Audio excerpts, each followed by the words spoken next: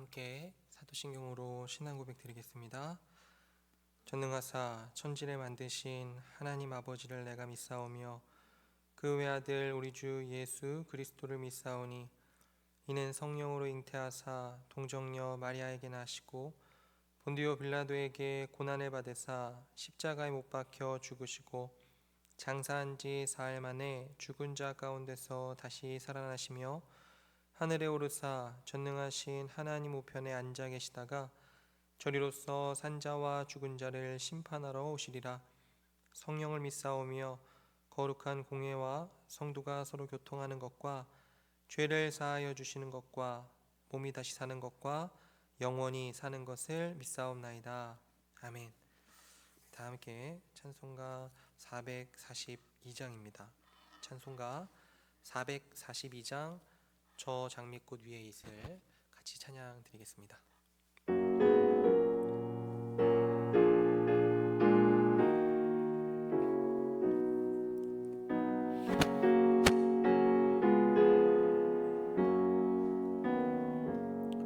저 장미꽃 위에 있을 아직 맺혀 있는 그때에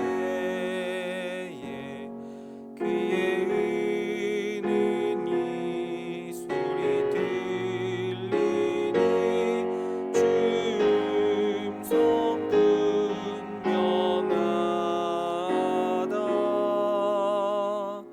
주님 나와 동행을 하면서 나를 친구 삼으셨네. 우리 서로 받은 그 기쁨은 할 사람이 없도다. 그 정한 주의 음성 우는 새도 잠잠게 한다. 내게 들리던 주의 음성이 늘 귀에 쟁쟁하다.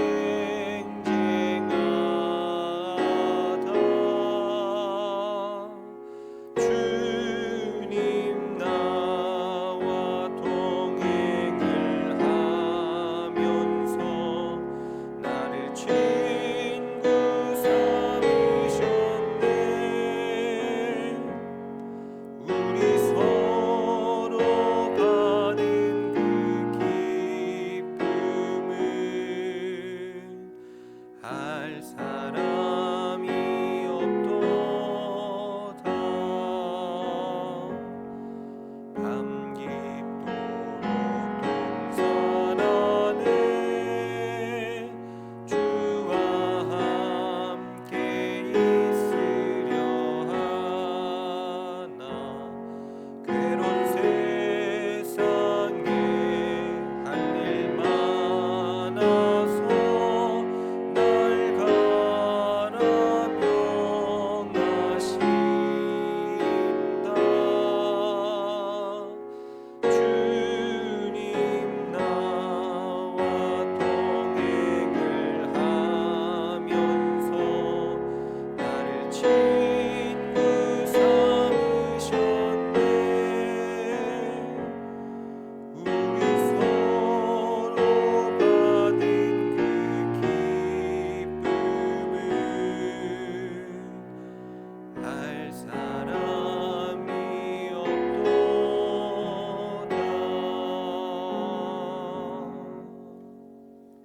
아멘. 오늘 아침 같이 볼 하나님 말씀은 역대하 9장 13절부터 마지막 절 31절까지 말씀입니다. 역대하 9장 13절로부터 31절까지 말씀 제가 혼자 읽도록 하겠습니다. 솔로몬의 세금의 무게가 금 666달란트요 그 외에 또 무형상과 객상들이 가져온 것이 있고 아라비아 왕들과 그 나라 방백들도 금과 은을 솔로몬에게 가져온지라. 솔로몬 왕이 쳐서 느린 금으로 큰 방패 200개를 만들었으니 방패 하나에 든 금이 600세겔이며 또 쳐서 느린 금으로 작은 방패 300개를 만들었으니 방패 하나에 든 금이 300세겔이라. 왕이 이것들을 레바논 나무 궁에 두었더라. 왕이 또 상아로 큰 보좌를 만들고 순금으로 입혔으니 그 보좌에는 6층계와 큰 발판이 있어 보좌와 이어졌고 앉는 자리 양쪽에는 팔걸이가 있고 팔걸이 곁에는 사자가 하나씩 섰으며 또 12사자가 있어 그 6층계 양쪽에 섰으니 어떤 나라에도 이같이 만든 것이 없었더라. 솔로몬 왕이 마시는 그릇은 다 금이요 레바논 나무 궁의 그릇들도 다 순금이라.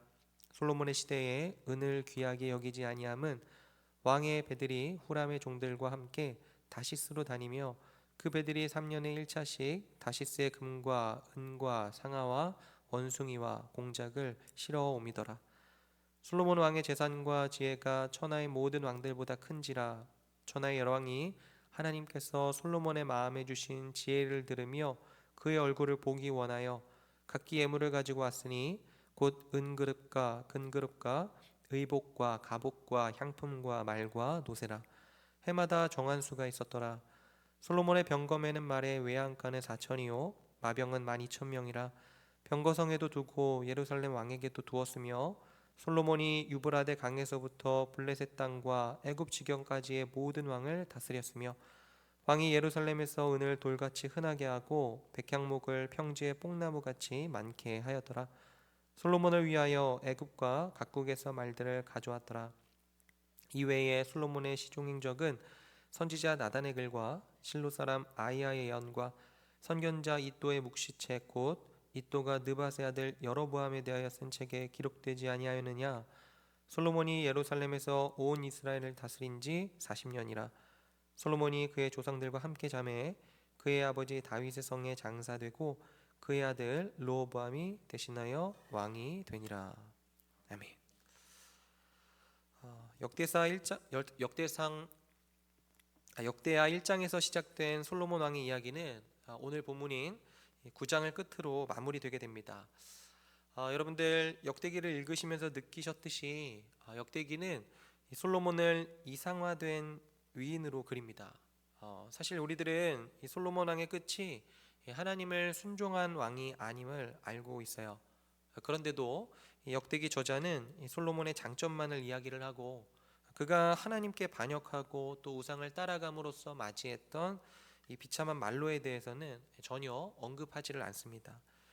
열왕기와 비교를 해봐도요, 역대기 저자가 묘사하는 솔로몬은 이상화된 왕이라는 것을 알 수가 있어요.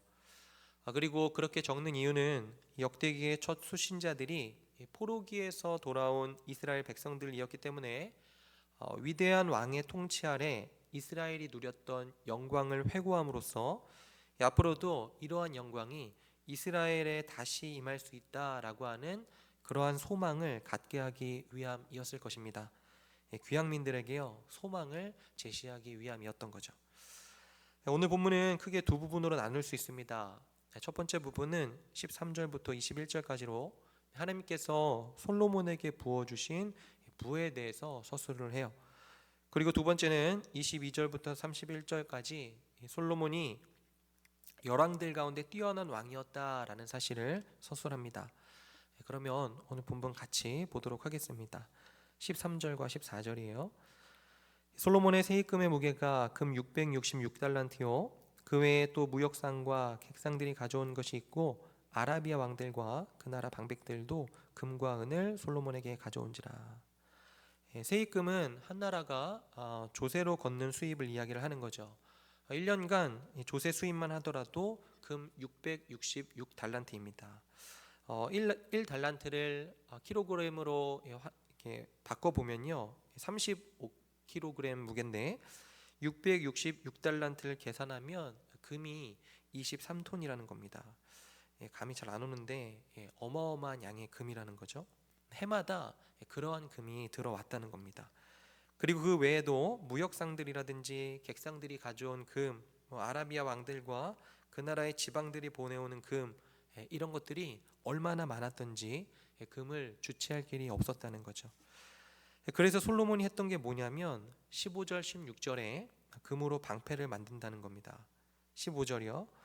솔로몬 왕이 쳐서 느린 금으로 큰 방패 200개를 만들었으니 방패 하나에 든 금이 600세겔이며 또 쳐서 느린 금으로 작은 방패 300개를 만들었으니 방패 하나에 든 금이 300세겔이라. 왕이 이것들을 레바돈 나무 궁에 두었더라. 여러분 1세겔을 그램으로 이렇게 바꾸면 12g 정도가 되는데 600세겔이면 7.2kg입니다. 그러니까 7.2kg짜리 금방패를 200개를 만들었고 300세겔이면 절반이죠. 그러니까 3.6kg 이 방패를 300개를 만든 거예요. 그런데 재밌는 건 여러분들 이 금방패를 전쟁에 나갈 때 들고 가려고 만든 것이었을까요? 아니죠. 솔로몬 왕국이 얼마나 화려한지를 보여주기 위해서 취했던 이 과시적인 행동이었습니다. 그러니까 외국의 사신들이 와서 금방패를 든 호위병들을 보는 거죠. 그러면 야, 금이 얼마나 많길래 이렇게까지 하나 이렇게 생각을 했을 겁니다. 밑에 17절도 한번 보시면요, 상아 코끼리 이빨로 보좌를 만들고 정금으로 입혔다 이야기를 해요. 그러니까 주변국들이 얼마나 이 솔로몬의 나라를 대단하게 여겼겠습니까? 그리고 18절과 19절에 그 보좌에는 6층계와 금발판이 있어 보좌와 이어졌고 앉는 자리 양쪽에는 팔걸이가 있고 팔걸이 곁에는 사자가 하나씩 섰으며 또 12사자가 있어 그 6층계 양쪽에 섰으니 어떤 나라에도 이같이 만든 것이 없었더라. 여러분 여기 보좌를 보시면요, 6층계가 있다 이야기합니다. 그러니까 층계가 6층계가 있고 7번째 층계에는 이 보좌가 있는 셈인 거죠. 그러니까 보좌 그 자체로 7이라고 하는 완전수가 형성이 되고 있어요. 그러니까 공간을요 그렇게 상징적으로 만들었다는 겁니다. 여러분 이 사자는 권위의 상징입니다. 층계마다 양쪽에 사자 형상이 있어서 누가 봐도 위엄을 느끼게끔 그렇게 만들었다는 거예요. 그리고 계속해서 이 솔로몬의 시대가 황금 시대라는 것을 나타내 주는 게 또 있는데 20절과 21절을 보시면 솔로몬이 마시는 그릇이 다 금이었습니다. 그러니까 레바논의 나무 궁의 그 그릇들도 다 정금으로 이루어져 있었고 그 시대가 얼마나 금이 많았냐면 솔로몬의 시대는 은을 귀하게 여기지 않았다 이야기를 해요. 금이 너무 많으니까요 은이 그다지 귀하지 않았던 거죠. 그리고 꾸준하게 배들이 3년에 한 번씩 다시스에서 금이라든지 은, 상아, 원숭이, 공작들을 실어 오도록 그렇게 하면서 왕실에서는 언제나 보고 즐길 수 있는 것들이 많이 있었다 이야기를 합니다. 이제 22절부터는 솔로몬을 열왕들 가운데 뛰어난 왕으로 기록을 해요. 22절입니다.